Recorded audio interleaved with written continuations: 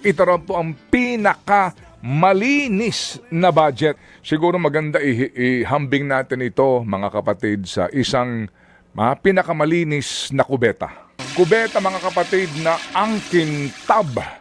Kubeta, mga kapatid, na hindi makikitaan ng anumang pong mantsa o dumi sa kung saang sulok nito. Pero kung ang gagamit ay baboy, Ay! ano ang mangyayari sa kubetang malinis? Mabababoy! Yun nga na mga kabayan. Hindi ko na po papakahabaan pa. Pakinggan po natin kung paano po sinoplak po ni Sir Ted Pailon.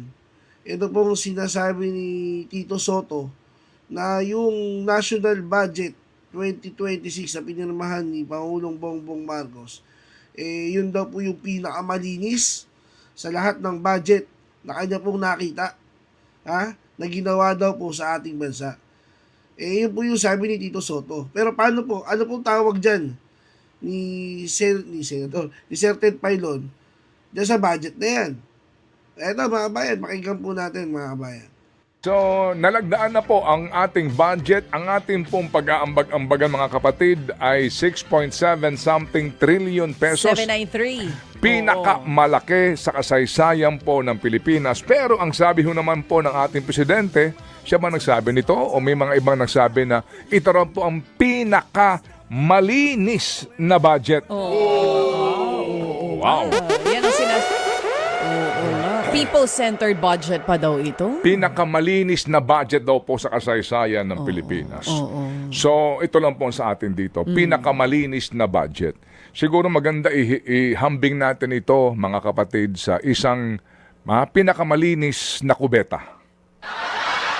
Tama? Pinakamalinis na kubeta. Kubeta pong Maganda naman na dun mo na squeaky ihambing. clean. Oo. Kubeta, mga kapatid, na angkintab. Kubeta, mga kapatid, na hindi makikitaan ng anumang pong mantsa o dumi sa kung saang sulok nito. Yan po, mga kapatid, ang pinakamalinis na kubeta. Oo. Pero kubeta pa rin. Pero pero kung ang gagamit ay baboy, Ay! ano ang mangyayari sa kubetang malinis? Mabababoy! Naku, ang ganda ng paghahambing mo, ha? Nanay ko pa naman ayaw ng baboy Correct ka sa dyan? kubeta. Correct Totoo ka yan. dyan? Alam nyo ba, sa bahay, yan ang tinitignan. Masasabi mo daw na malinis ang isang tao sa kanyang tahanan. Refleksyon. Kapag pumasok ka doon sa banyo, hindi lang yung bahay na malinis mismo. Pag ikaw ay pumasok sa banyo at nakita mo na maayos, malinis ang kanilang banyo. Hindi lang kusina, hindi lang sala, maging ang kubeta. Ang kubeta, bow. Pero minsan hindi natin maiiwasan na may mga kasama tayo sa bahay na mga baboy sa kubeta. Ang kubeta, bow. Tama o mali? Kaya tama ang paghahambing mo. Napakagandang paghahambing. Kasi nga naman, kahit gaano kalinis ang budget, depende pa rin sa gagamit. Malinis ba yung gagamit? May punto ka. Ang ganda. Ang kubeta, bow. Word of the day, Okay. kubeta. Opo, ito lang po Oo yan, nga, mga kapatid. okay Kasi yun nga, na. ang dami ho natin mapag-uusapan this morning. Of course, ito nga pong budget na ito na kung ano man po ang tawag nila dyan, mga kapatid, tayo pong lahat ay mag-aambag-ambagan para dyan. As a matter of fact, tayo po'y uutang na naman para ponduhan po yan. Wala ho tayong magagawa dyan. Ang ating po na lamang, sabi nga ni Ginoong Diwa Gunigundo, magpatuloy po sa pagbabantay kung paano po ito gagastusin, no? Sige, so, ito ho, bago natin itong hayan itong ating pabida at ang ating pong pa-contest today, dalawa po ito na maaari nyo hong salihan and chance to win hanggang minimum po na 2,000 pesos. Salamat po muli sa ating pong mga Happy Anonymous. Thank you very much. Alright, so, ito na muna, bago natin... Bago balikan ng kubeta. Hindi, Sige. ito na muna, itong sa budget, mga kapatid, Opo, para lang ho natin matunghayan itong isyong ito na ngayon pa lang po pag-isipan na po natin. Kasi kung ating pong mapapansin, ito hong inaprubahan nilang budget Kaya nga po yung iba ano ho dito, naghihinagpis. Kasi yung provision ng bawat alokasyon sa bawat distrito, pansinin po ninyo, yung mga proyekto, halos pare-pareho na naman at ang halaga pare-pareho pa din. Yan po sinasabi nung iba, wag mo na munang tukuyin yung UA, yung Unprogrammed Appropriations. Iba ho usapin yun. Doon na lang po mismo sa DPWH budget. Pare-pareho po na naman yung halaga. Pansinin po ninyo. Kung yan po yung multipurpose buildings, pare-pareho po yan. Oo, may 20 million, 10 million, 10 million, pare-pareho. Iba't ibang mga lugar umano, pero pare-pareho yung project. Ganon din po sa mga ngalsada.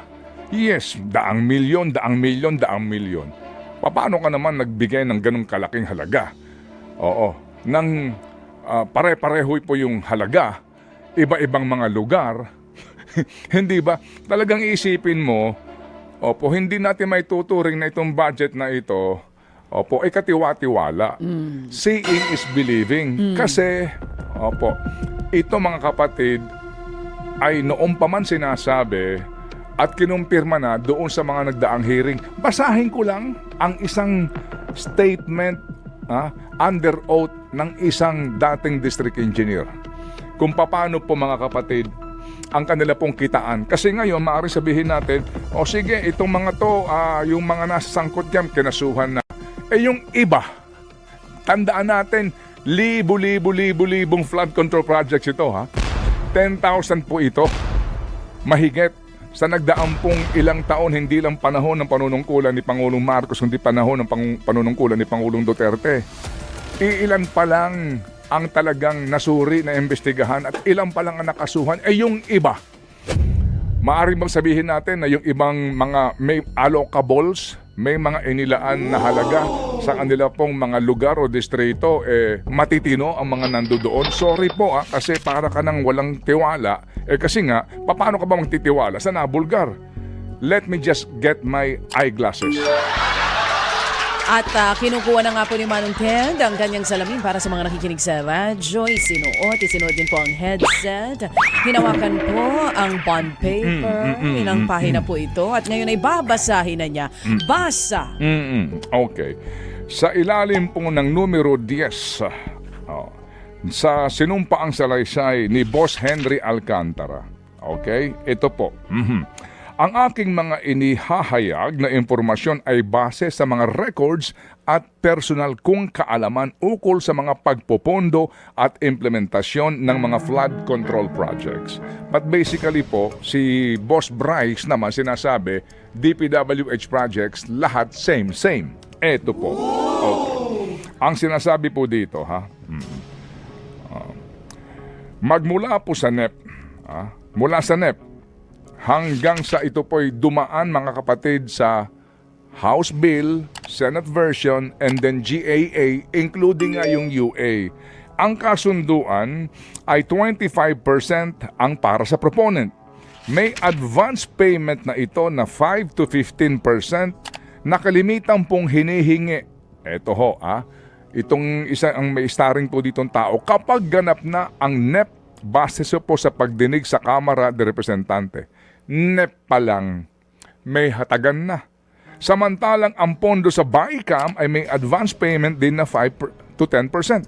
Nakilimitan pong hinihingi matapos ang deliberasyon ng BICAM at ang balanse ay babayaran ng buo paglabas po ng GAA.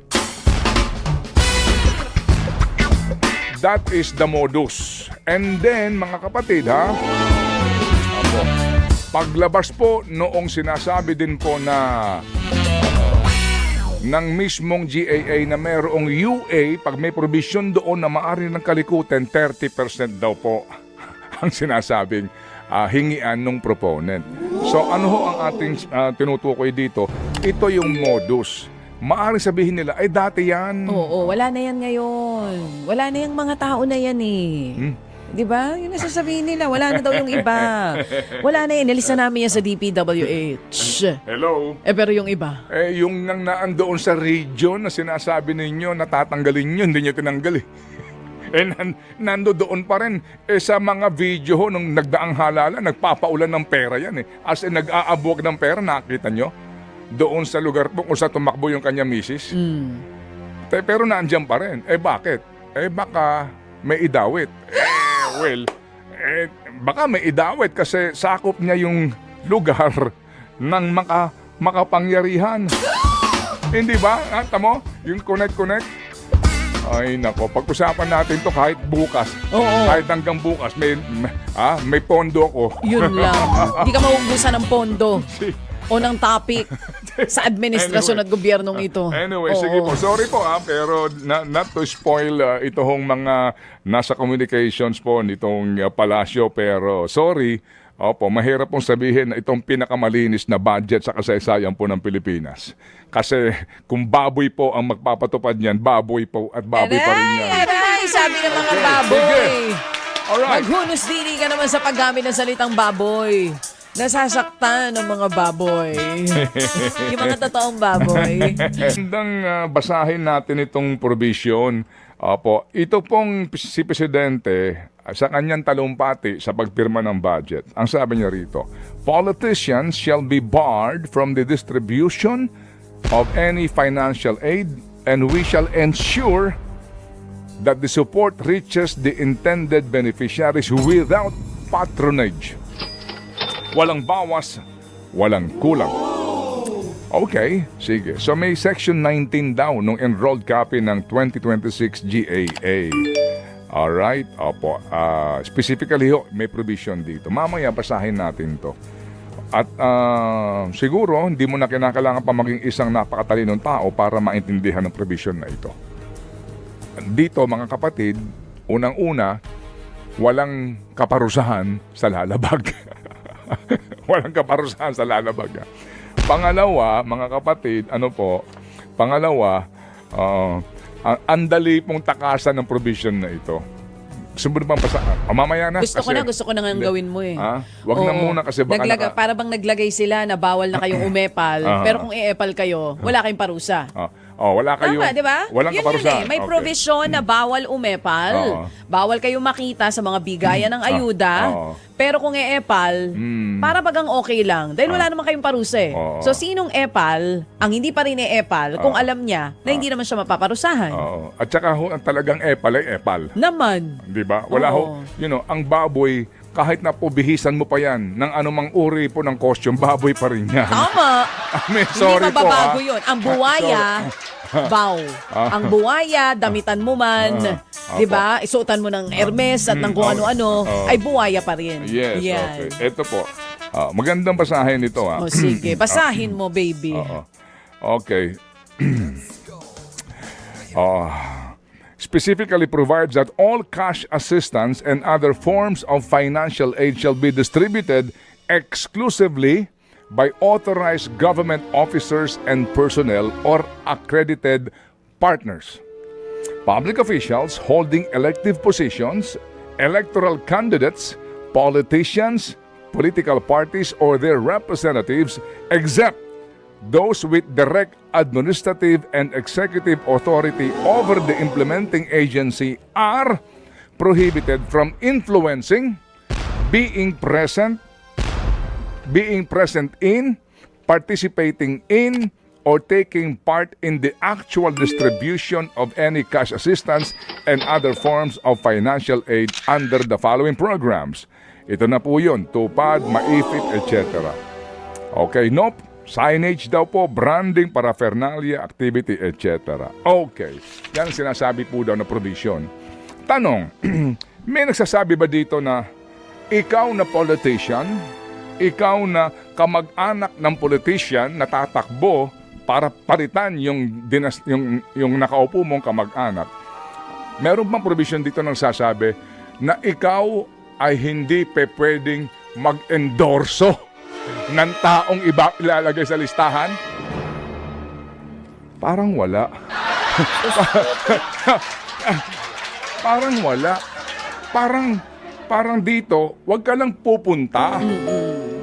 doon sa lugar ng distribution. Oo, off limits ka dyan. Pero yung listahan na gagawin ng mga benepisyaryo dito, Bago walang pa sinasabi. magbigay yan. Oo, na hindi ka mangingialam. Doon na lang po eh. Oo. Eh, itong mga to, pag switik ang isang tao, switik. Naman, kahit na wala doon, halimbawa, bigay ng ayuda, tapos wala doon si congressman tsaka si mayor, yung nagbibigay, sinasabi, galing po kay congressman, galing po kay mayor. Ay, wala sila doon, kaya nilang gawa ng paraan yan. Hindi ba? Oo Opo, nga, opo. ano?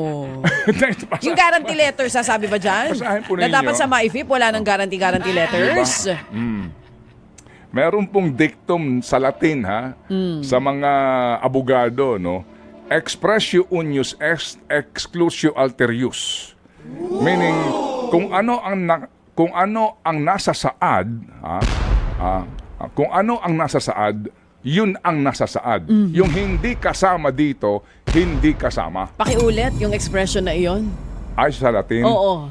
expressio unius est exclusio alterius. Na ang ibig nang sabihin, Oo. Kung ano lang ang nasa saad dito, yun lang. yun lang. Walang dagdag, walang bawas. Kumbaga, kung ano lang yung enumerated, yun lang yung enumerated. Yung wala dito, hindi kasali. Oh well, ang sabi ng mga nag-approve at gumawa ng batas, nasasaad din.